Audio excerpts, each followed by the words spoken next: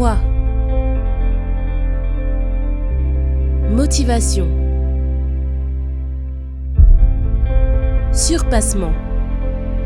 Fortifiez votre intérieur avec le moment de foi. Psaume 92, verset 10, il dit comme ça: car voici tes ennemis, ô Éternel, car voici tes ennemis périssent. Tous ceux qui font le mal sont dispersés. Verset 11. Et tu me donnes la force du buffle. Je suis arrosé avec une huile comment? Fraîche. Qu'est-ce que ça veut dire une huile fraîche? Hein, Église? Une huile fraîche. Qu'est-ce que ça veut dire une huile fraîche? Hein? Vous savez ce que ça veut dire? Regardez ici l'huile. Vous la voyez ici? Si vous gardez ce flacon chez vous, d'ici un an sans l'utiliser, vous allez voir qu'à vos propres yeux, cette huile ne va plus sembler quoi? Fraîche. Elle perd même la couleur. L'odeur change. C'est vrai ou c'est pas vrai? Mais si vous l'utilisez, d'ici un an, quelle sera son apparence? Non. Elle ne sera pas toujours fraîche parce que si vous l'utilisez d'ici un an, il n'y aura plus rien. Vrai ou faux, Église? Oui ou non? Coucou, vous êtes là, Église? Oui ou non? Vous l'utilisez d'ici quelques mois. Vous n'aurez plus l'huile. Vous n'aurez plus l'huile. Vous l'utilisez d'une façon sage. Il dit, verset 11, et tu me donnes la force du buffle. Je suis arrosé avec une huile fraîche. Mon œil se plaît à contempler mes ennemis. Et mon oreille à entendre. Mais, voyez la différence?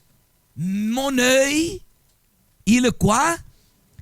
Mon œil se plaît à contempler mes ennemis. Oh là qui arrive.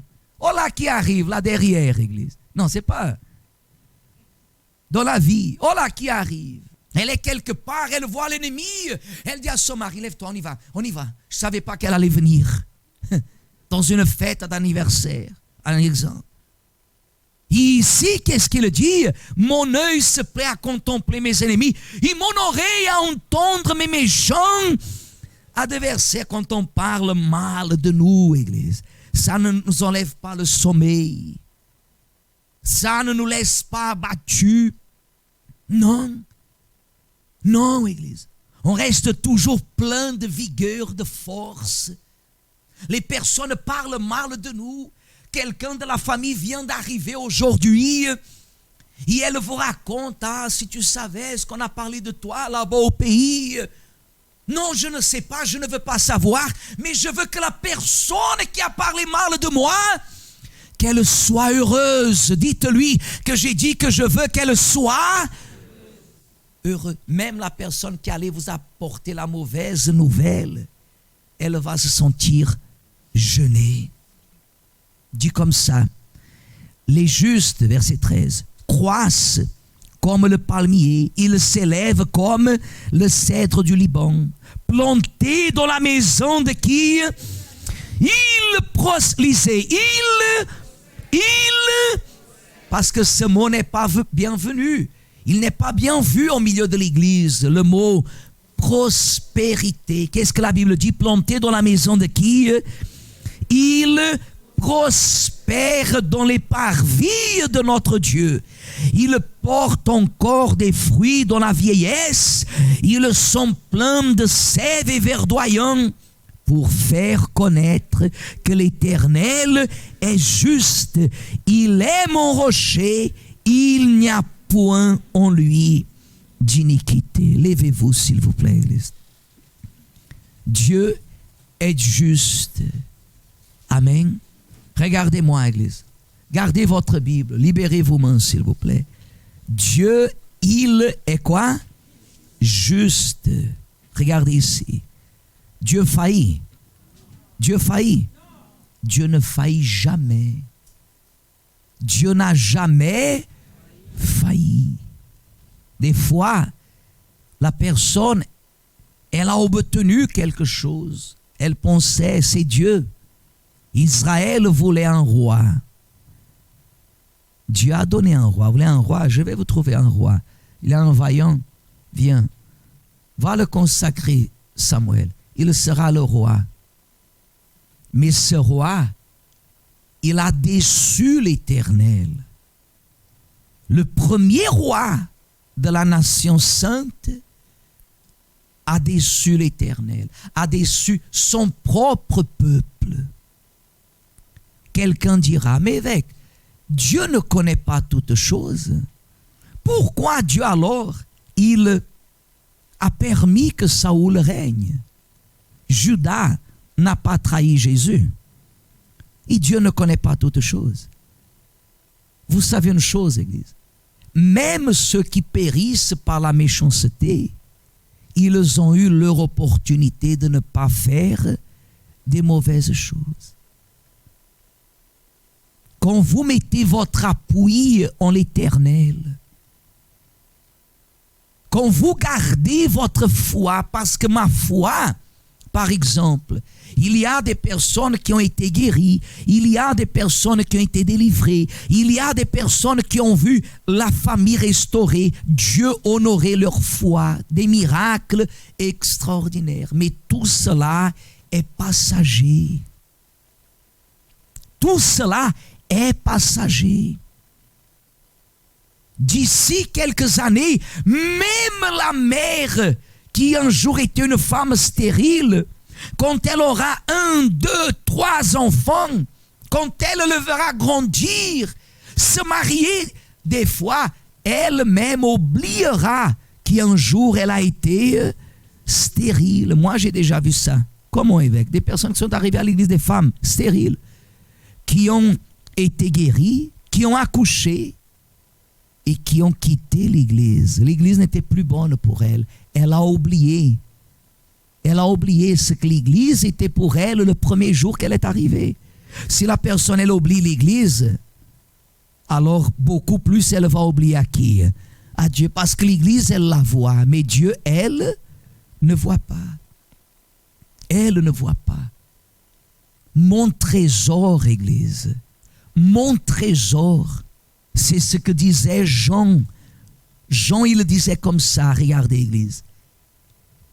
Qui est celui qui a triomphé du monde, sinon celui qui croit que Jésus est le Fils de Dieu? Mais avant, il dit comme ça, parce que tout ce qui est né de Dieu triomphe du monde. On a tous des luttes, Église. Regardez ici.